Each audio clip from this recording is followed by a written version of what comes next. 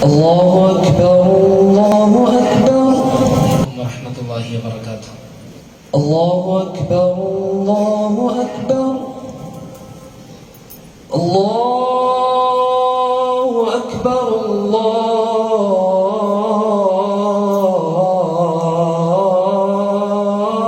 أكبر.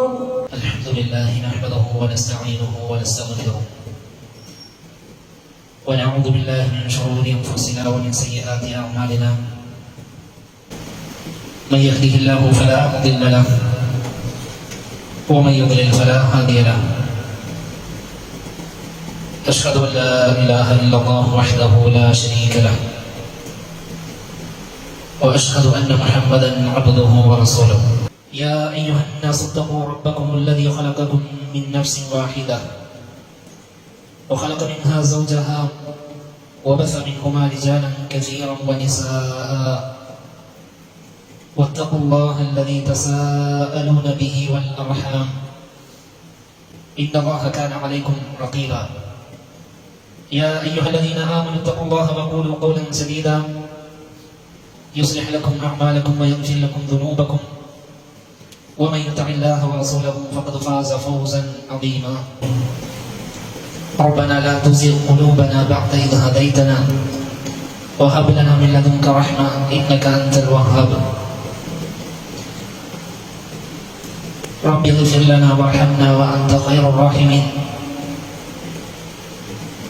സ്നേഹധന്യരായ സത്യവിശ്വാസികളെ, സഹോദരങ്ങളെ, അള്ളാഹുവിൻ്റെ വിധിവിലക്കുകൾ, നിയമനിർദ്ദേശങ്ങൾ ഒന്നൊഴിയാതെ ജീവിതത്തിൽ കാത്തു സൂക്ഷിക്കണമേ എന്ന്, അതിനുവേണ്ടിയുള്ള പരിശ്രമം നടത്തണമേ എന്ന് എന്നെ മറക്കാതെ നിങ്ങളെയും ഓർമ്മപ്പെടുത്തുകയാണ്.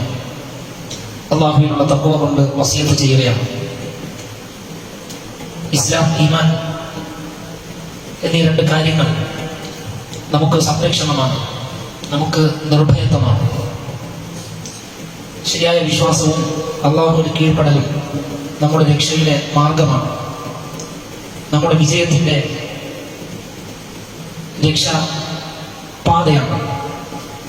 എന്നിരുന്നാലും ജീവിതം, നമ്മുടെ ജീവൻ നിലനിൽക്കുന്ന കാലത്തോളം ആ ഈമാനിലും ഇസ്ലാമിലുമായി കൊണ്ട് മരണപ്പെടുന്നത് വരേക്കും പരിപൂർണമായ ഒരു സുരക്ഷ നമ്മിൽ ഇല്ല എന്ന് മനസ്സിലാക്കേണ്ടതുണ്ട്. ഏത് സമയവും മനുഷ്യ മനസ്സുകൾ മാറി മറിഞ്ഞേക്കാം. ഈമാനിന് പകരം കുഫർ വിലക്കെടുത്തേക്കാം. ഇസ്ലാമിന് പകരം ഇതര ദർശനങ്ങളെ അല്ലെങ്കിൽ ഇസ്ലാമിനെ തന്നെ ഒഴിവാക്കി മതനിരാസത്തിലേക്കും നിരീശ്വരവാദത്തിലേക്കുമൊക്കെ മനസ്സുകൾ മാറിയേക്കും. നഊദുബില്ലാ. ശരിയായി വിജയിച്ചു എന്ന് നമുക്ക് പറയാനാകുന്നത് ഈമാനിലും ഇസ്ലാമിലുമായി തന്നെ ജീവിക്കുകയും അതിൽ മരണപ്പെടുകയും ചെയ്യുമ്പോഴാണ്. റൂഹ് നിലനിൽക്കുന്ന കാലത്തോളം നമ്മുടെ അപകട സാധ്യത നമ്മിൽ നിന്ന് നീങ്ങിയിട്ടില്ല എന്ന് നമ്മൾ മനസ്സിലാക്കേണ്ടതുണ്ട്. വിശുദ്ധ ഖുർആനിലെ സൂറത്ത് ആലി ഇംറാനിൽ 8-ാമത്തെ വചനം അറിവിൽ അടിയുറച്ച ആളുകളുടെ പ്രാർത്ഥന രേഖപ്പെടുത്തുന്നിടത്ത് ഇങ്ങനെ കാണാം. അറിവിൽ, വിജ്ഞാനത്തിൽ അടിയുറച്ചവരുടെ പ്രാർത്ഥനയാണ്. റബ്ബനാ ലാ തുസിഗ് ഖുലൂബനാ ബഅദ ഇദ് ഹദൈതനാ. നീ ഞങ്ങൾക്ക് സന്മാർഗം കാണിച്ചു തന്നതിന് ശേഷം, ഹിദായത്തിലാക്കിയതിനു ശേഷം ഞങ്ങളുടെ ഹൃദയങ്ങളെ വഴിപിഴപ്പിക്കരുതേ നാഥാ. ഇന്നക അൻതൽ, മാത്രമല്ല വഹബ് ലനാ മിൻ ലദുൻക റഹ്മ, നിന്റെ പക്കൽ നിന്നുള്ള കാരുണ്യം നീ ഞങ്ങൾക്ക് നൽകുകയും ചെയ്യണമേ. ഇന്നക അൻതൽ വഹാബ്, നീ ധാരാളം നൽകുന്നവനാണല്ലോ. ഇവിടെ ഹൃദയത്തെ വഴിപിഴപ്പിക്കരുത് എന്നുള്ള പ്രാർത്ഥന വിശുദ്ധ ഖുർആനിലെ വളരെ ശ്രദ്ധേയമായ ഒന്നാണ്. അതുപോലെ തന്നെ നബി സല്ലല്ലാഹു അലൈഹി വസല്ലമയുടെ പ്രാർത്ഥനകളിൽ കൂടുതലായി കണ്ടിരുന്ന, നബി സല്ലല്ലാഹു അലൈഹി വസല്ലം ധാരാളം ചൊല്ലിയിരുന്ന ഒരു പ്രാർത്ഥനയാണ് അല്ലാഹുമ്മ യാ മുഖല്ലിബൽ ഖുലൂബ്, ഹൃദയങ്ങളെ മാറ്റിമറിക്കുന്ന അല്ലാഹുവേ, സബ്ബിത് ഖൽബി അലാ ദീനിക്, എന്റെ ഹൃദയത്തെ നിന്റെ മതത്തിൽ നീ ഉറപ്പിച്ചു നിർത്തണമേ. ഈ വിശുദ്ധ ആദർശത്തിൽ അടിയുറച്ച മനസ്സുള്ള ആളാക്കി തീർക്കണമെന്ന് നബി സല്ലല്ലാഹു അലൈഹി വസല്ലമയുടെ പ്രാർത്ഥന എത്ര പ്രസക്തമാണ്. ആദം മക്കളുടെ ഹൃദയങ്ങൾ അള്ളാഹുവിന്റെ ഇരു വിരലുകൾക്കിടയിലാണെന്ന് നബി സല്ലല്ലാഹു അലൈഹി വസല്ലം നമ്മെ പഠിപ്പിച്ചിട്ടുണ്ട്.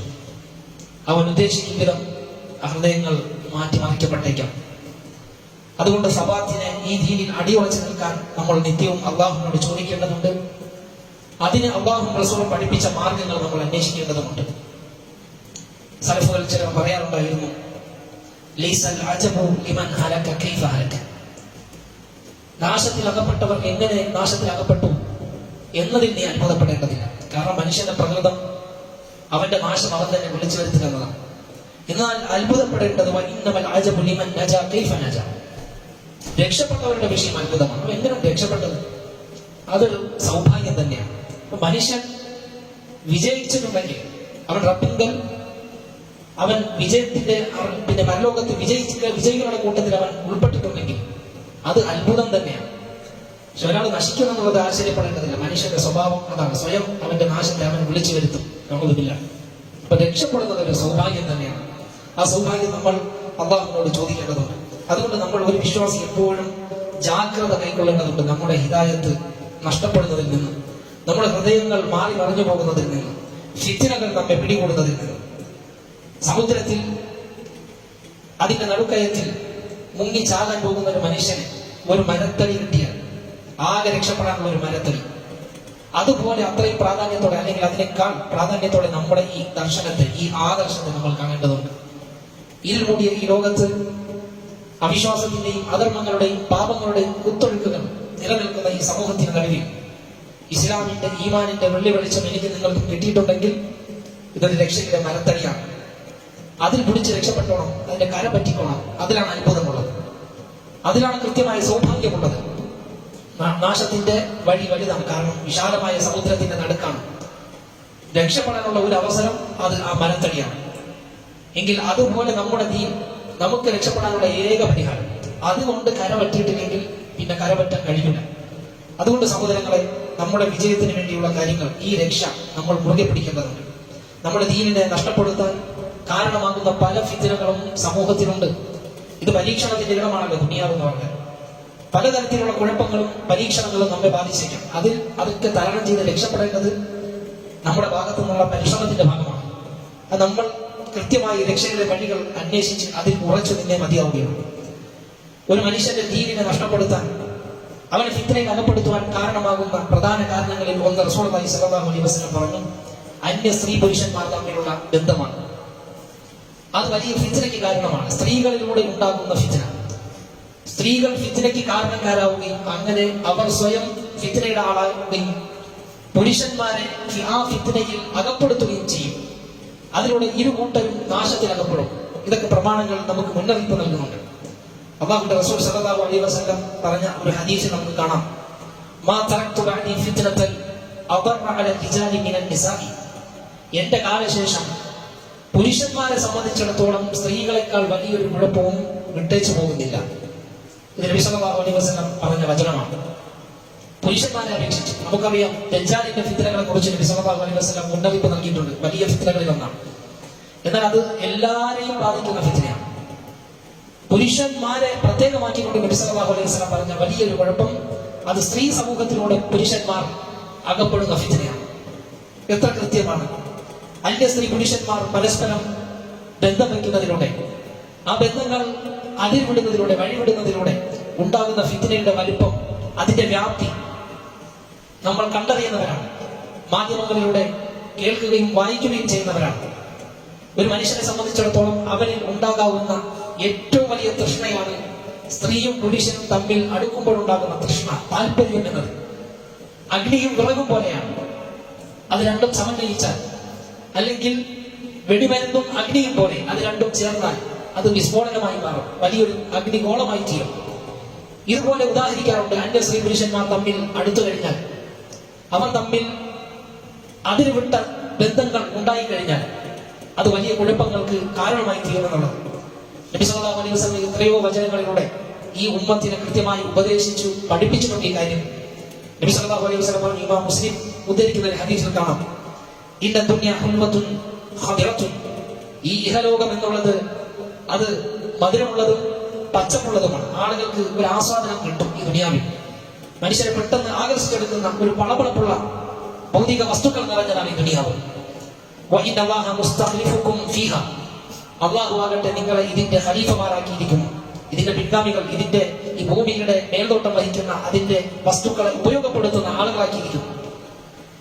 അതിനാൽ ഫയൻദുർ കൈഫ യശാ, എന്നിട്ട് അല്ലാഹു സുബ്ഹാനഹു വ തആല അവൻ ഉദ്ദേശിക്കുന്ന വിധം എന്താണ് നിങ്ങൾ പ്രവർത്തിക്കുന്നത്, കൈഫ തഅമലൂൻ, നിങ്ങൾ എന്തൊക്കെ ചെയ്തുകൊണ്ടിരിക്കുന്നു എന്ന് അല്ലാഹു കണ്ടറിയുന്നു. ഫയൻദുർ കൈഫ തഅമലൂൻ, നിങ്ങൾ എന്തൊക്കെ പ്രവർത്തിക്കുന്നു എന്ന് അല്ലാഹു കണ്ടറിഞ്ഞുകൊണ്ടിരിക്കുന്നു. എന്നിട്ട് നബി സല്ലല്ലാഹു അലൈഹി വസല്ലം പറഞ്ഞു, ഫത്തഖു ദുനിയ വത്തഖു നിസാ, നിങ്ങൾ ദുനിയാവിനെയും സ്ത്രീകളെയും സൂക്ഷിച്ചു കൊള്ളുക. സ്ത്രീകൾ ദുനിയാവിന്റെ ഭാഗമാണ്. എന്നിട്ടും സ്ത്രീ സമൂഹത്തെ പ്രത്യേകം നബി സല്ലല്ലാഹു അലൈഹി വസല്ലം എടുത്തു പറഞ്ഞു, ദുനിയാവിനെ സൂക്ഷിക്കുക, സ്ത്രീകളെയും സൂക്ഷിക്കുക. അപ്പൊ ദുനിയാവിലെ ഒരു ഭാഗമാണ്, അതിന്റെ അംശമാണ് സ്ത്രീ സമൂഹം, പുരുഷന്മാരെ പോലെ. പക്ഷെ അവരെ പ്രത്യേകം എടുത്തു പറഞ്ഞു, സ്ത്രീ സമൂഹത്തിലുള്ള സ്ത്രീകളും ഒപ്പം അവരിൽ ആകർഷ്ടരാകുന്ന പുരുഷന്മാരും നശിച്ചു പോകും എന്നതുകൊണ്ട് നബി സല്ലല്ലാഹു അലൈഹി വസല്ലം എണ്ണി പറഞ്ഞു, പ്രത്യേകം എടുത്തു പറഞ്ഞു. എന്നിട്ട് അവിടെ ഒരു കാര്യം സൂചിപ്പിച്ചു, ഫഇന്ന അവ്വല ഫിത്നതി ബനി ഇസ്രായീൽ കാനത് ഫി നിസാ, ജൂതന്മാരിൽ ബനൂ ഇസ്രായേലിൽ ആദ്യം ഉടലെടുത്ത കുഴപ്പം അത് സ്ത്രീകളിലൂടെയായിരുന്നു. നമുക്കറിയാം, പല വിഭാഗങ്ങളായി. ഇഫ്തറഖത്തിൽ യഹൂദു അലാ 71 ഫിർഖതൻ എന്ന് നബി സല്ലല്ലാഹു അലൈഹി വസല്ലം പറഞ്ഞു. 71 വിഭാഗങ്ങളായി പിരിഞ്ഞു ജൂതന്മാർ. ആ ജൂതന്മാരിലെ കക്ഷിത്വത്തിനും വിഭാഗീയതയ്ക്കും കാരണമായി തീർന്ന ഒന്നാമത്തെ പ്രശ്നം അത് സ്ത്രീകളുമായി ബന്ധപ്പെട്ട വിഷയമായിരുന്നു. അവർക്കിടയിൽ ഉടലെടുത്ത കലഹം അവിടെ നിന്ന് തുടങ്ങി. ജൂതന്മാർക്ക് പല പ്രശ്നങ്ങളുമുണ്ട്, നബിമാരെ കൊന്നതടക്കമുണ്ട്, അള്ളാഹുവിന്റെ സന്താനങ്ങളെ ആരോപിച്ചതടക്കമുണ്ട്. പക്ഷെ ഒന്നാമത്തെ കുഴപ്പം അവരിൽ തുടങ്ങി വെച്ചത് സ്ത്രീകളിലൂടെയായിരുന്നു എന്ന് അള്ളാഹുവിന്റെ റസൂൽ സല്ലല്ലാഹു അലൈഹി വസല്ലം പറയുന്നു. സഹോദരങ്ങളെ, ഇത്തരം ഹദീസുകൾ, പ്രമാണങ്ങൾ നമ്മെ പഠിപ്പിക്കുന്നത് അന്യ സ്ത്രീ പുരുഷന്മാർ തമ്മിലുള്ള സമ്പർക്കത്തിൽ വളരെ ജാഗ്രത പാലിക്കേണ്ടതുണ്ട്. വലിയൊരു സൂക്ഷ്മത വിശ്വാസികളായ നമ്മൾ കൈക്കൊള്ളേണ്ടതുണ്ട്. അതിന്റെ അതിരുകൾ, സീമകൾ ലംഘിച്ചുകൊണ്ടുള്ള ഒന്നും നമുക്ക് അനുവദിക്കപ്പെടുന്നതല്ല. ചിലപ്പോൾ കച്ചവട സ്ഥലത്ത്, നമ്മൾ ജോലി ചെയ്യുന്ന സ്ഥാപനങ്ങളിൽ, അല്ലെങ്കിൽ വിദ്യാഭ്യാസ സ്ഥാപനങ്ങളിൽ ഒരു വേള അന്യ പുരുഷന്മാരും അന്യ സ്ത്രീകളുടെയും സാന്നിധ്യം ഉണ്ടായേക്കാം. പരമാവധി അതിൽ നിന്ന് വിട്ടുനിൽക്കാനാണ് മുസ്ലിമിന്റെ സുരക്ഷ. പക്ഷെ അത്തരം സന്ദർഭങ്ങളിൽ അവന്റെ വ്യക്തിത്വം കളഞ്ഞു കുളിക്കുന്ന രൂപത്തിൽ സ്ത്രീകളുമായി കൂടിക്കലരുക, സ്ത്രീകളുമായി, അന്യ സ്ത്രീകളുമായി അതിൽവിട്ട സംഭാഷണം നടത്തുക, അതിൽവിട്ട സമീപനങ്ങളിലേക്ക് പോവുക, അത് വലിയ അപകടങ്ങളെ വിളിച്ചു വരുത്തും. ഇസ്ലാമിന്റെ മര്യാദകളിൽപ്പെട്ടതാണ്. അന്യ സ്ത്രീ പുരുഷന്മാർ തമ്മിൽ ഒരു മറയുണ്ട്, അതിന് കൃത്യമായ ഒരു അകൽച്ച ഉണ്ട്. പക്ഷെ നമ്മൾ ജീവിക്കുന്ന സമൂഹവും ചുറ്റുപാടും എന്നുള്ളത് പരിപൂർണമായി ഇസ്ലാമിക അന്തരീക്ഷത്തിലല്ല എന്ന് നമുക്കറിയാം. നമ്മൾ ജോലി ചെയ്യുന്നിടത്ത്, നമ്മുടെ കച്ചവട സ്ഥാപനങ്ങളിൽ ഈ ഇസ്ലാമിക മര്യാദകളില്ലാതെ പലപ്പോഴും അന്യ സ്ത്രീ പുരുഷന്മാർ ഒന്നിക്കുന്ന ഒരു സാഹചര്യം നമ്മളേക്കും. പക്ഷെ അവിടെ നമുക്കൊരു കൃത്യമായ നിലപാടുകൾ എടുക്കാൻ കഴിയണം. എനിക്കും നിങ്ങൾക്കും അന്യ സ്ത്രീകളോടുള്ള സംസാരത്തിൽ, അവരുമായുള്ള പെരുമാറ്റത്തിൽ കൃത്യമായി നമുക്ക് ഇസ്ലാമിക മര്യാദകൾ പാലിക്കാൻ കഴിയണം. സ്ത്രീകളും അതുപോലെ അന്യ പുരുഷന്മാരോട് സംസാരിക്കേണ്ടി വന്നാൽ അത് ഇസ്ലാമിക ചിട്ടയനുസരിച്ച് കൃത്യമായ അദബുകൾ പാലിച്ച് അവരുടെ ശബ്ദത്തിൽ പോലും വശ്യത ഉണ്ടാകരുത് എന്നാണ് ഇസ്ലാമിന്റെ അധ്യാപനം. സംസാരിക്കുന്നതിൽ പോലും കൊഞ്ചിക്കുള്ളലുകൾ ഉണ്ടാകരുത്, അന്യ പുരുഷനെ ആകർഷിക്കുന്ന വിധം ആകരുത്. പ്രവാചക പത്നിമാരോട് പോലും പറഞ്ഞതാണ്,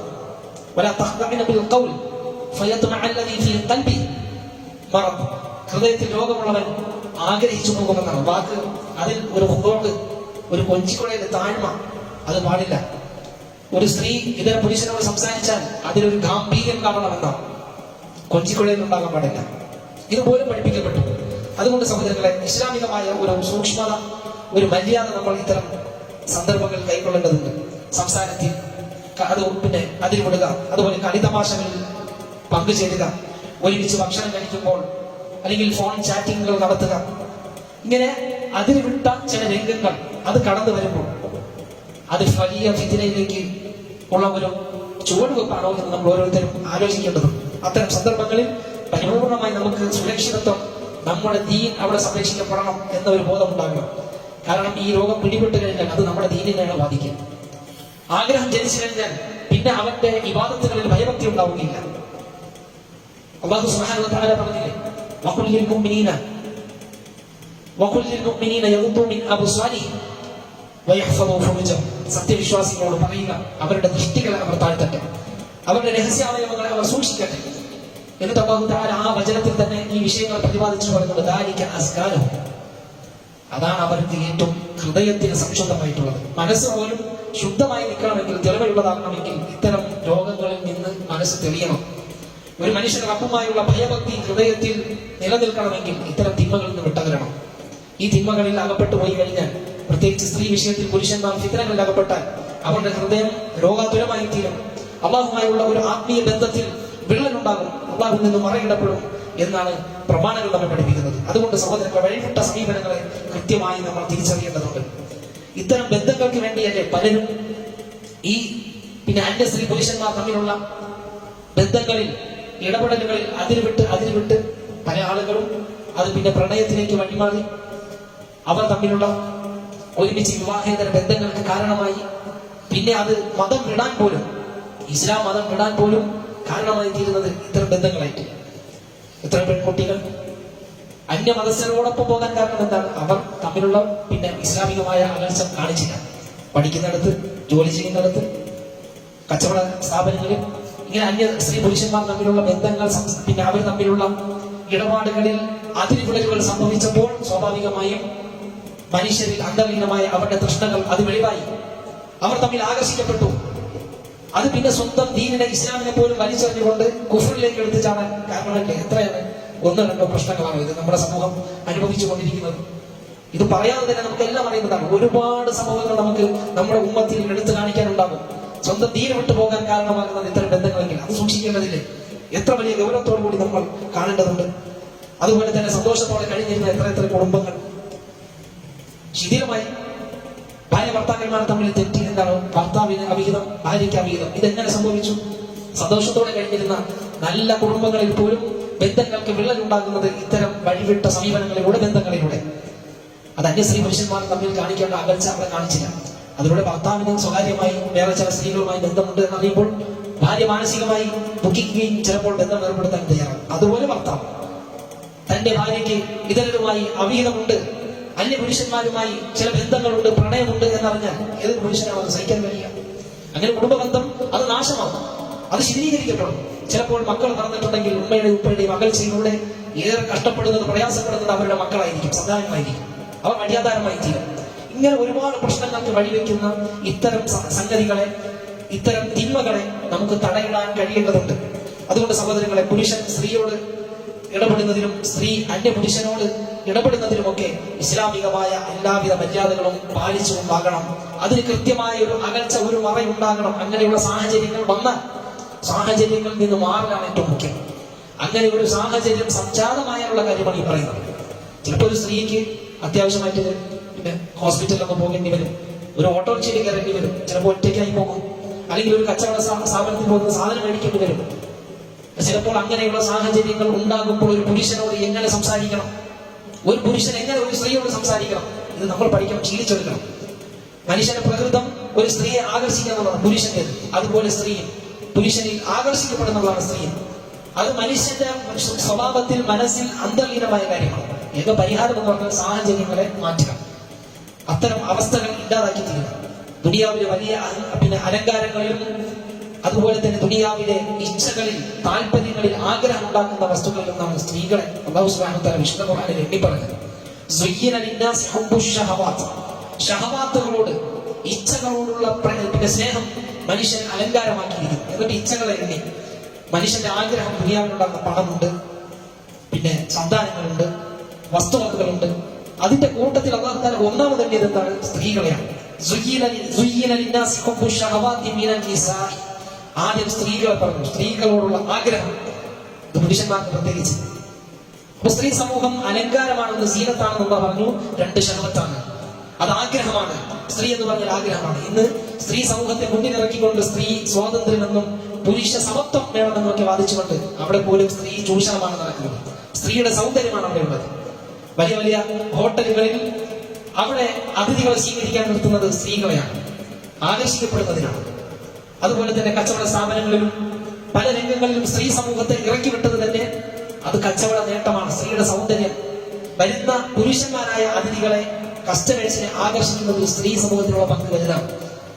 അവർക്കൊരു വസ്തു ആഗ്രഹമില്ല എങ്കിൽ കൂടി അതിന് നോ പറയാൻ ഒരു ചൊറുക്കുള്ള പെണ്ണ് നിന്ന് സംസാരിച്ചാൽ അവന്റെ മനസ്സ് ആകർഷിക്കും. ആ വസ്തു വാങ്ങാൻ അവന്റെ മനസ്സ് താല്പര്യപ്പെടും. കാരണം ചുണ്ട് ചുവപ്പിച്ച, മുഖത്ത് മുട്ടിയടിച്ച പെണ്ണാണ്, ഇറുകിയ വസ്ത്രമുണ്ട്, നല്ല സ്റ്റൈലിൽ ചൊറുചൊറുക്കുള്ള ഹെയർ സ്റ്റൈലുള്ള ഒരു പെണ്ണ് നിന്ന് സംസാരിക്കുമ്പോൾ ആണിന്റെ മനസ്സങ്ങോട്ട് ചായി. ഇത് കച്ചവട തന്ത്രങ്ങളിൽ പോലും പയറ്റുന്നു എന്നുള്ളത് വലിയ ബിസിനസ്മാരുടെ, കച്ചവടക്കാരുടെ തന്ത്രങ്ങളിൽ ഒന്നായിട്ട് നമുക്ക് കാണാൻ കഴിയും. ഇത് അവരോട് ചോദിച്ചു, ബിസിനസ് നടത്തുന്ന ആളുകളോട്, ഇത് അവരുടെ കച്ചവട തന്ത്രത്തിന്റെ ഭാഗം കൂടിയാണ്. പെണ്ണിനെ പ്രധാന രംഗങ്ങളിൽ നിർത്തുക എന്നുള്ളത്. അതിലൊക്കെ അവരുടെ ഹിക്മത്തുകളുണ്ട്. കച്ചവടക്കാർ ഇവിടെയൊക്കെ പെണ്ണിന്റെ സൗന്ദര്യം ചൂഷണം ചെയ്യപ്പെടുന്നുണ്ട്. അതുകൊണ്ട് ഇതൊരിക്കലും മുസ്ലിമിനെ സ്വീകരിക്കാനോ ഉൾക്കൊള്ളുവാനോ സാധിക്കുകയില്ല. കൃത്യമായ ഒരു അകൽച്ച. കാരണം ഇതൊന്നും പുരോഗമനമല്ല. നമുക്കറിയാം ഇസ്ലാം ഒരു പുരോഗമനത്തിനും തടയായിട്ടില്ല. പുരോഗമനമാണോ അതിന് ഇസ്ലാം എതിരില്ല. ഖുർആനിനും സുന്നത്തിനും വിരുദ്ധമാകാത്ത കാര്യങ്ങൾ അനുവദിക്കപ്പെട്ട എല്ലാ പുരോഗമനങ്ങളെയും ഇസ്ലാം സ്വീകരിച്ചിട്ടുണ്ട്. നമ്മുടെ യാത്രാ സൗകര്യങ്ങൾ മെച്ചപ്പെടുത്തിയതിനെ ഇസ്ലാം ഒരിക്കലും അറിഞ്ഞിട്ടില്ല. നമ്മുടെ താമസം, നമ്മുടെ സൗകര്യങ്ങൾ, നമ്മുടെ ജോലികൾ, എന്തിനാണ് ഭൗതിക സൗകര്യങ്ങളിൽ എന്തിനാണ് ഇസ്ലാം വിലകതയായിട്ടുള്ളത്? എന്നാൽ വിവാഹം കഴിക്കാതെ ആണും പെണ്ണും ഒരുമിച്ച് ലൈംഗിക ബന്ധത്തിൽ ഏർപ്പെടുന്നത്, ഉഭയകക്ഷി സമ്മതത്തോടെ ഏർപ്പെടുന്നത് പുരോഗമനമെന്ന് നമ്മൾ വിശ്വസിക്കണം. അത് നമ്മുടെ പുരോഗമനമായി നമ്മൾ മാറ്റണം.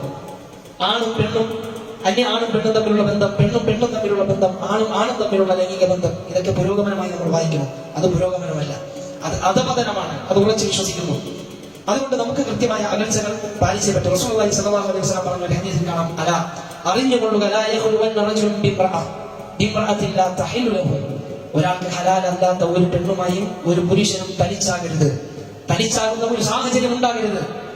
അങ്ങനെ ഉണ്ടായാൽ ഫഇന്ന സാലിസഹു അശ്ശൈത്താൻ, അവൻ മൂന്നാമനായി പിശാച് ഒപ്പം ഉണ്ടാകും, ശൈത്താൻ ഉണ്ടാകും. ആഗ്രഹം ജനിപ്പിക്കും ഇരുവരിലും. ഇത് നബി സല്ലല്ലാഹു അലൈഹി വസല്ലം പറഞ്ഞതാണ്. എന്നാൽ അത് മഹറമാണെങ്കിൽ ഒഴികെ, മഹറമായ ഒരു സഹോദരനും സഹോദരിയും, പാപ്പയും മകളും, അല്ലെങ്കിൽ ഭാര്യ ഭർത്താക്കന്മാർ, അവർക്കെല്ലാം അനുവദിക്കപ്പെട്ടതാണ്. അതല്ലാത്ത ഒരു ബന്ധം തനിച്ചാകുക എന്നുള്ളത് വലിയ അപകടമാണെന്ന് റസൂലുള്ളാഹി സ്വല്ലല്ലാഹു അലൈഹി വസല്ലം പറയുകയാണ്. നോക്കും, നമ്മൾ പലയിടത്തും പെൺകുട്ടികളെ പറഞ്ഞേക്കുന്നു. അവിടെ ആൺകുട്ടികളും പെൺകുട്ടികളും തനിച്ചാകുന്ന ചില സാഹചര്യങ്ങൾ ഉണ്ടായേക്കാം. ആണും പെണ്ണും ഒരുമിച്ച് പഠിക്കുന്ന ക്ലാസ് മുറികളുടെ ദുരിതം തന്നെ വലുതാണ്. ആണും പെണ്ണും ഒരുമിച്ച് പഠിക്കുന്ന ക്യാമ്പസുകളുടെ ക്ലാസ് മുറികളുടെ അവസ്ഥ, അവിടെ പിന്നെ വിതയ്ക്കപ്പെടുന്ന വിനാശം തന്നെ എത്രയോ വലുതാണ്, എത്രയോ അപകടകരമാണ്. പക്ഷെ അതിന്റെ കൂട്ടത്തിലാണ് ഇന്ന് ആളുകൾ ആണിനും പെണ്ണിനും ഒരു കക്കൂസ് വേണമെന്ന് വാദിച്ചത്. അത് പുരോഗമനമായി നമ്മുടെ സമൂഹത്തിൽ നടപ്പിലാക്കാൻ വേണ്ടി ശ്രമിച്ചുകൊണ്ടിരിക്കുന്നത്. ആണും പെണ്ണും അവർക്ക് ഉപയോഗിക്കാൻ റെഗുലറായിട്ട് ഒരു ടോയ്ലറ്റ്, അത് ആണിങ്ങനെ കയറി ഇറങ്ങും, അപ്പം പെണ്ണവിടെ പുറകെ അവിടെ വെയിറ്റ് ചെയ്യും, പിന്നെ ആണ് കയറും. ഇങ്ങനെയുള്ള പരിപാടികൾ, വൃത്തികെട്ട സംസ്കാരങ്ങൾ നമ്മുടെ നാട്ടിൽ നടപ്പിലാക്കുന്നതൊക്കെയാണ്. ഇതിനെ കൊടി പിടിക്കാനും ജയിൽ വിളിക്കാനും ഒക്കെ നമ്മുടെ മാപ്പിളമാരിലും ചിലരുണ്ട്. ഇതിനൊക്കെ പുരോഗമനമായി കാണുന്ന ആളുകളുമുണ്ട്. വ്യക്തമായ കുഫറിനോടുള്ള മഹബത്തല്ലാതെ എന്താണ് ഇവർക്ക് ഇസ്ലാമിക സംസ്കാരമോ ഇസ്ലാമിക വിശ്വാസമോ എന്തെന്ന് മനസ്സിലാക്കാതെ ഇസ്ലാമിനെ വിമർശിക്കുന്ന, എന്നാൽ ഇസ്ലാമിന്റെ പേര് കൊണ്ട് നടക്കുന്ന ഒരുപാട് ആളുകൾ. സഹോദരങ്ങളെ, ഇവിടെയൊക്കെ നമ്മൾ സൂക്ഷിക്കേണ്ടതാണ്. സ്ത്രീകളെ സംബന്ധിച്ചിടത്തോളം അല്ലാഹുവിന്റെ റസൂൽ സ്വല്ലല്ലാഹു അലൈഹി വസല്ലം പറഞ്ഞത്, അവർ ഔറത്താണ്, അവർക്ക് വീടാണ് സുരക്ഷിതം. അവർക്ക് വളരെ അത്യാവശ്യ കാര്യങ്ങൾക്കല്ലാതെ വീട് വിട്ടിറങ്ങാതിരിക്കലാണ് സ്ത്രീകൾക്ക് ഉത്തമം. നബി സല്ലല്ലാഹു അലൈഹി വസല്ലം പറഞ്ഞു, ഇന്നൽ മർഅത ഔറത്തുൻ, സ്ത്രീ അവൾ ഔറത്താണ്, നഗ്നത മറയ്ക്കേണ്ടവളാണ്, മറഞ്ഞിരിക്കേണ്ടവളാണ്. ഫഇദാ ഖറജത് ഇസ്തശ്റഫ അശ്ശൈത്താൻ, പെണ്ണ് വീട് വിട്ടിറങ്ങിയാൽ തന്നെ പിശാച് അവൻ എത്തി നോക്കുമെന്നാണ്. ഇസ്തശ്റഫ, എത്തി വലിഞ്ഞു നോക്കുന്നതാണ്. എന്താണ് അങ്ങനെ? റസൂലുള്ളാഹി സ്വല്ലല്ലാഹു അലൈഹി വസല്ലം പറഞ്ഞ പിശാച് ഇങ്ങനെ ദൂരത്ത് നിന്ന് ഇങ്ങനെ നോക്കും, അതാ ഒരു പെണ്ണിറങ്ങിയിട്ടുണ്ട് എന്ന് ആരെങ്കിലും കുഴപ്പത്തിലാക്കാം. ഇത് എത്ര കൃത്യമാണ്! റസൂലുള്ളാഹി സ്വല്ലല്ലാഹു അലൈഹി വസല്ലം നമുക്ക് പറഞ്ഞു തരാണ്. പിശാച് ആ ഇസ്തശ്റഫ എന്ന് പറഞ്ഞാൽ തന്നെ അറബികളുടെ എങ്ങനെ കൈവെക്കുന്നതിനാണ്. ദൂരത്ത് നിന്നിട്ട് ആരോ വരുന്നുണ്ട്, ശൈത്താൻ ഇങ്ങനെ നോക്കും, ഇതാ അവിടെ ഒരു പെണ്ണിറങ്ങുന്നുണ്ട്. അപ്പൊ ഇന്ന് നമ്മുടെ പെൺകുട്ടികളുടെ അവസ്ഥ എന്താണ്? ഇത് പെണ്ണ് സാധാരണഗതിയിൽ ഇറക്കാനുള്ള അവസ്ഥയാണ്. പിന്നെ ചുണ്ട് ചോപ്പിച്ചാൽ ഇങ്ങനെ, മുഖത്ത് പൊട്ടിയടിച്ചാൽ ഇങ്ങനെ, ഇറുകിയ വസ്ത്രം ധരിച്ചാൽ ഇങ്ങനെ, പിന്നെ സംസാരത്തിൽ കൊഞ്ചിക്കുളികൾ ഉണ്ടായാലുള്ള അവസ്ഥ എങ്ങനെ, അടിച്ചു വീശുന്ന പിന്നെ സുഗന്ധ വസ്തുക്കൾ പൂശിക്കൊണ്ട് പുരട്ടിക്കൊണ്ട് അന്യപുരുഷന്മാരിലൂടെ ഇറങ്ങിയാലുള്ള അവസ്ഥ എങ്ങനെ. ഇതെല്ലാം ഇസ്ലാം വിലക്കിയ കാര്യങ്ങളല്ലേ. ഇതിൽ പെൺകുട്ടികൾ, വിവാഹത്തിന് മുമ്പുള്ള പെൺകുട്ടികൾ മാത്രമല്ല, അതാണ് അത്ഭുതം. കല്യാണം കഴിഞ്ഞ് 2-3 പ്രസവിച്ച തള്ളമാരും ഇതാണ് അവസ്ഥ. അവർക്ക് എന്താണ്? അവർക്ക് എന്തിന്റെ കേടാണ്? പെൺകുട്ടികൾ, ഇതിനർത്ഥം പെൺകുട്ടികൾ കാണുമെന്നല്ല, എല്ലാം പെണ്ണ് ഔറത്താണ്. പക്ഷെ തള്ളമാരുടെ അവസ്ഥ കൊണ്ട് ഇതിന് വിഭിന്നമല്ല എന്നാണ് പറയുന്നത്. കല്യാണ വേദികളിൽ, അങ്ങാടികളിൽ, പലയിടത്തും അവർ ഇറങ്ങിപ്പുറപ്പെടുന്ന സ്ഥലങ്ങളിലൊക്കെ ഇത്തരം അലങ്കാരങ്ങൾ വ്യക്തമായി കാണിച്ചുകൊണ്ട് നിഷിദ്ധങ്ങളെ സ്വീകരിച്ചുകൊണ്ട് പോകുകയാണ്. റസൂലുള്ളാഹി സ്വല്ലല്ലാഹു അലൈഹി വസല്ലം പറഞ്ഞ ഒരു വാക്കുകൂടി സൂചിപ്പിക്കുകയാണ്. അവിടെ നിന്ന് പറഞ്ഞു, യാ മഅ്ശറ നിസാഇ തസദ്ദഖിന, സ്ത്രീ സമൂഹമേ നിങ്ങൾ സ്വതക്കകൾ ചെയ്യുക. ഫഇന്നി ഉരീതുകുന്ന അക്സറ അഹ്ലിൻ നാർ, നരക അവകാശികളിൽ അധികം ആളുകൾ നിങ്ങൾ ഉൾപ്പെട്ടതായി ഞാൻ കാണുന്നു. അതിന്റെ കാരണങ്ങൾ ഇങ്ങനെ പറഞ്ഞു. വ്യത്യസ്ത ഹദീസുകളിൽ കാണാം കാരണങ്ങൾ. അത് നന്ദികേട്, ശാപവാക്കുകൾ, ചീത്ത പറയൽ അധികരിപ്പിക്കുക, ഭർത്താക്കന്മാരോട് നന്ദികേട് കാണിക്കുക, ഇങ്ങനെയൊക്കെ പറഞ്ഞ കൂട്ടത്തിൽ അവരുടെ പുരുഷനെ വഴിപിഴപ്പിക്കാനുള്ള സാമർത്ഥ്യം റസൂലുള്ളാഹി സ്വല്ലല്ലാഹു അലൈഹി വസല്ലം എണ്ണി പറഞ്ഞു. അത് പെട്ടെന്ന് അവിടെ നിന്ന് എടുത്തു പറഞ്ഞത് കാണാം. നല്ല ബുദ്ധിയും വിവേകവുമുള്ള, മനക്കരുത്തുള്ള, വിശ്വാസത്തിൽ തീരിൽ അടിയുറച്ച പുരുഷനെ പോലും വഴിപിഴപ്പിക്കാൻ കഴിവുള്ള ആളുകളായി നിങ്ങളെ കാണുന്നു. ആരെ കുറിച്ചാണ് പറഞ്ഞത്? അപ്പൊ ദുർബലരുടെ അവസ്ഥ ആലോചിച്ചു, ബുദ്ധി കുറഞ്ഞവരുടെ അവസ്ഥ ആലോചിച്ചു. നല്ല ബുദ്ധിയും സാമർഥ്യവും മതത്തിൽ ഹൃദയം ഉറച്ച ആളുകളെ പോലും പിഴപ്പിക്കാൻ കഴിവുള്ളവരായി നിങ്ങളെ കാണുന്നു എന്ന് അല്ലാഹുവിന്റെ റസൂൽ പറയുമ്പോൾ ബാക്കിയുള്ളവരുടെ അവസ്ഥ എന്താ? അല്ലാഹു കാത്തിരക്ഷിക്കുമാറാകട്ടെ. സഹോദരങ്ങളെ, അല്ലാഹുവിന്റെ വിധിവിലക്കുകൾ, നിയമനിർദ്ദേശങ്ങൾ പരിപൂർണമായി കാത്തു സൂക്ഷിക്കുവാൻ പരിശ്രമിക്കണമേ എന്ന് ഒരാവർത്തി കൂടി ഓർമ്മപ്പെടുത്തുകയാണ്. ദുൽഹിജ്ജയും നമ്മിൽ നിന്നും കടന്ന് ഈ പുതിയൊരു വർഷത്തിലേക്ക് പ്രവേശിക്കുകയാണ്. ഹിജ്റത്ത് 1446 വർഷത്തിലേക്ക് മുഹറമാകുന്നതോടുകൂടി, അഥവാ നബി സല്ലല്ലാഹു അലൈഹി വസല്ലമയുടെ ഹിജ്റ അടയാളപ്പെടുത്തിയ നാൾ മുതൽ 1446 ആണ്ടിലേക്ക് നമ്മൾ പ്രവേശിക്കുകയാണ്. മുഹറം മാസം എന്നുള്ളത് അല്ലാഹു സുബ്ഹാനഹു വ തആല പവിത്രമാക്കിയ 4 മാസങ്ങളിൽ ഒരു മാസമാണ് മുഹറം. ആ മാസത്തിന്റെ പേര് തന്നെ പവിത്രത ഉൾക്കൊള്ളുന്നതാണ്. മുഹറം എന്ന് പറഞ്ഞാൽ ഹുർമത്ത്, പവിത്രത, ആദരവ് എല്ലാം ഉൾക്കൊള്ളുന്ന മുഹറം. ആ ഒരു മാസം വിശ്വാസികൾക്ക് പ്രത്യേകത കൂടിയ മാസമാണ്. 12 മാസങ്ങളാണ് ഉള്ളത്. അതിൽ 4 മാസങ്ങൾ അല്ലാഹു പ്രത്യേകം പവിത്രമാക്കി. അതിലൊന്ന് മുഹറം, അത് ഉൾക്കൊള്ളും. ഈ മാസം ഒരു നല്ല മാസമായിട്ട് കൂടിയും പക്ഷെ നമ്മുടെ സമൂഹത്തിൽ ചില തെറ്റായ കാഴ്ചപ്പാടുകളുണ്ട്. ചില കലണ്ടറാകുമ്പോഴും നമുക്ക് കാണാൻ പറ്റും. നഹ്സിന്റെ, ദുഷ്ടഗുണത്തിന്റെ ദിവസങ്ങളായിട്ട് മുഹറം മാസത്തെ കാണുന്നുണ്ട്. പ്രത്യേകിച്ച് മുഹറമിലെ 1 മുതൽ 10 വരെയുള്ള ദിവസങ്ങൾ നിങ്ങൾക്ക് നോക്കി കാണാം. പ്രത്യേകിച്ച് ചില അറബി കോളേജുകളിലും ചില മതസ്ഥാപനങ്ങളിൽ നിന്നും പുറത്തെടുക്കുന്ന, പ്രത്യേകിച്ച് മുസ്ലിം സ്വാധീനമുള്ള ചില കലണ്ടറുകൾ ഇതെങ്ങനെ വന്നു? നഹ്സ് എന്ന ഒരു സമ്പ്രദായം, ദുഷ്ടഗുണം, അത് ഇസ്ലാം പഠിപ്പിച്ചിട്ടേ ഇല്ല. ഒരു ദിവസത്തിനും മോശമുള്ളതില്ല. നമ്മുടെ മോശം നമ്മുടെ ചെയ്തികളാണ്. ഇന്നമാ ത്വാഇറുക്കും മഅക്കും, നിങ്ങളുടെ ദുഷ്ടഗുണം നിങ്ങളോടൊപ്പം തന്നെയുണ്ട് എന്ന് ഖുർആനിൽ കാണാം. അത് നമ്മുടെ പാപങ്ങളാണ്. നമ്മുടെ ശകുനം നമ്മുടെ പാപങ്ങളാണ്. നമ്മൾ ചെയ്ത തിന്മകളാണ് നമ്മുടെ ശകുനം. അതേ നമ്മളെ ഉപദ്രവിക്കും. അല്ലാഹുവിന്റെ ശിക്ഷയ്ക്ക് കാരണമാക്കുന്നത് അതാണ്, ദിവസങ്ങളോ കാര്യങ്ങളോ അല്ല. അപ്പോൾ ഇത് വന്നത് ശരിക്കും ഷിയാ സ്വാധീനത്തിൽ നിന്നാണ്. ഈ മുസ്ലിം സമൂഹത്തിലേക്ക് ഖബറാരാധന കൊണ്ടുവന്ന, ഖബർ പൂജ നടപ്പിലാക്കിയ ഷിയാക്കളിൽ നിന്ന് തന്നെയാണ് ഈ ശകുനം നോക്കുന്ന വിശ്വാസം വന്നത്. മുഹറം 10-നാണ് മുഹമ്മദ് സല്ലല്ലാഹു അലൈഹി വസല്ലമയുടെ പൗത്രൻ പേരക്കുട്ടി ഹുസൈൻ റളിയല്ലാഹു അൻഹു കർബല എന്ന് പറയുന്ന സ്ഥലത്ത് വെച്ച്, ഇറാഖിൽ കർബല എന്ന് പറയുന്ന സ്ഥലത്ത് വെച്ച് കൊല ചെയ്യപ്പെടുന്നത്. അമവി ഭരണകാലഘട്ടത്തിൽ യസീദ്, മുആവിയ ഇബ്നു അബീ സുഫിയാൻ റളിയല്ലാഹു അൻഹു മകൻ യസീദ് ഖലീഫയായിരുന്ന കാലത്ത് അന്ന് ചില ഗവർണർമാരുടെ പിന്നെ അതിൽ അവരുടെ മോശം ഇടപെടലുകൾ കൊണ്ട്, ചില തെറ്റായ സമീപനങ്ങളിലൂടെ മഹാനായ ഹുസൈൻ റളിയല്ലാഹു അൻഹു കൊല ചെയ്യപ്പെട്ടു. അത് മുസ്ലിം സമൂഹത്തിന് ഏറെ വേദന ഉണ്ടാക്കിയ ഒരു ചരിത്രമാണ്. അതിനെ തുടർന്ന് ഒരുപാട് വിദഗ്ധകൾ സമൂഹത്തിൽ പൊട്ടിപ്പുറപ്പെടുകയും ചെയ്തു. അത് ഷിയ എന്ന വലിയൊരു വിദഗ്ധം. അവന് തന്നെ പല വിഭാഗങ്ങളുണ്ടായി, തീവ്ര ഷിയാക്കളുണ്ടായി, റാഫിദികൾ. ഇന്ന് ഇറാൻ ആസ്ഥാനമായി നിലകൊള്ളുന്ന തീവ്ര റാഫിദി ഷിയാക്കൾ, നമ്മുടെ പക്കലുള്ള ഖുർആനിന് പുറമെ വേറെയും ആയത്തുകളുണ്ടെന്ന് വിശ്വസിക്കുന്നവർ, അബൂബക്കറും ഉമറും ഉസ്മാനും അടങ്ങുന്ന വലിയ സഹാബ കിറാം എന്ന ആ വലിയ സമൂഹം നരകാവകാശികളാണെന്നും ആയിഷ റളിയല്ലാഹു അൻഹയെ വ്യക്തമായി ശപിക്കുകയും ചെയ്യുന്ന ചാനലുകളിലൂടെ, അവരുടെ ഔദ്യോഗിക ചാനലുകളിലൂടെ ലഅനത്ത് ചെയ്യുന്ന ഈ ഭ്രാന്തന്മാരുണ്ടാക്കിയതാണ് മുഹറം മാസം എന്നുള്ളത് മോശമാണെന്ന സമ്പ്രദായം. അത് നമ്മുടെ ആളുകളിലേക്ക് കടന്നു വന്നു. അന്ന് വീട് വെക്കാൻ പറ്റൂല, വീട് പണി തുടങ്ങാൻ പറ്റൂല, വീട് പണി കഴിഞ്ഞാൽ അവിടെ കയറാൻ പറ്റൂല, പുതിയ കച്ചവടം സ്ഥാപിക്കാൻ പറ്റൂല, വിദ്യാഭ്യാസം തുടങ്ങാൻ പറ്റൂല. ഇങ്ങനെ ഒന്നും നല്ലൊരു കാര്യവും തുടങ്ങരുത്, അത് നഹ്സാണ്, മോശമാണ്, അത് നമുക്ക് ഭവിഷ്യത്തുണ്ടാക്കും എന്നുള്ള തെറ്റായ വിശ്വാസങ്ങൾ സമൂഹത്തിൽ അത് നടമാടുന്നുണ്ട്. നബി സല്ലല്ലാഹു അലൈഹി വസല്ലം പറഞ്ഞു, ഇന്ന തിയറത ശിർക്കുൻ, ശകുനം നോക്കൽ അത് ശിർക്കാണ് എന്നാണ് നബി സല്ലല്ലാഹു അലൈഹി വസല്ലം പഠിപ്പിച്ചത്. ശകുനം നോക്കൽ ശിർക്കിന്റെ ഭാഗമാണ്. കാരണം അള്ളാഹു വെക്കാത്ത ഒന്ന് അതിന് ഹേതുവായി കാരണമായി തീരുമെന്ന തെറ്റായ വിശ്വാസം അതൊരു തരം ശിർക്കാണ്. മാത്രമല്ല അല്ലാഹു സുബ്ഹാനഹു വ തആല പറഞ്ഞു, യുഅ്ദീനി ഇബ്നു ആദം യസുബ്ബു ദഹർ, ആദം സന്തതി എന്നെ ഉപദ്രവിക്കുന്നു, അവൻ കാലത്തെ ചീത്ത പറയുന്നു. ഞാനാണ് കാലം. രാപ്പകലുകളെ മാറ്റിമറിക്കുന്നവൻ ഞാനാണ്. ഇവിടെ എന്ത് ഹൈറുണ്ടായാലും ഈ ദുനിയാവിൽ എന്ത് ഷറുണ്ടായാലും അത് വിധിച്ചവൻ, സൃഷ്ടിച്ചവൻ അല്ലാഹുവാണ്. പക്ഷെ കാലത്തെ ചീത്ത പറഞ്ഞാലും കാലം ഇതിൽ ഇടപെടുന്നേയില്ല, കാലത്തിന് യാതൊരു പങ്കുമില്ല. അല്ലാഹുവാണ് ഇതിന്റെ എല്ലാം അധിപൻ, അവനാണ് വിധിച്ചത്. ആ വിധിയിൽ തൃപ്തിപ്പെടൽ മുസ്ലിമിന് നിർബന്ധമായ കാര്യമാണ്. അല്ലാഹു സുബ്ഹാനഹു വ തആല എല്ലാവിധ തെറ്റായ വിശ്വാസങ്ങളിൽ നിന്നും കർമ്മങ്ങളിൽ നിന്നും വിദഗ്ധകളിൽ നിന്നും നമ്മയും നമ്മുടെ സമൂഹത്തെയും സുരക്ഷിതമാക്കുമാറാകട്ടെ. നമ്മുടെ എല്ലാവിധ വീഴ്ചകളെയും അല്ലാഹു പരിഹരിക്കുമാറാകട്ടെ. എല്ലാവിധ ദോഷങ്ങളിൽ നിന്നും അല്ലാഹു നമ്മെ കാത്തിരക്ഷിക്കുമാറാകട്ടെ. നമ്മുടെ എല്ലാവിധ തെറ്റുകുറ്റങ്ങളും അല്ലാഹു പുറത്ത് മാപ്പാക്കി പരിപൂർണമായി പരലോകത്ത് വിജയം ലഭിക്കുന്ന ആളുകളിൽ അല്ലാഹു ഉൾപ്പെടുത്തുമാറാകട്ടെ. രോഗം കൊണ്ട് ബുദ്ധിമുട്ടുന്ന ആളുകൾക്ക് അല്ലാഹു രോഗശമനം പ്രദാനം ചെയ്യുമാറാകട്ടെ. സാമ്പത്തിക ബുദ്ധിമുട്ടുകളിൽ ഞെരുങ്ങുന്ന ആളുകൾക്ക് അല്ലാഹു എല്ലാവിധ ആശ്വാസം നൽകി പരിപൂർണമായ മനസ്സിന്റെയും ഭൗതികവുമായ ധന്യത അള്ളാഹു പ്രദാനം ചെയ്യുമാറാകട്ടെ. أقول قولي هذا أستغفر الله لي ولكم ولجميع المؤمنين فاستغفروه إنه هو الغفور الرحيم.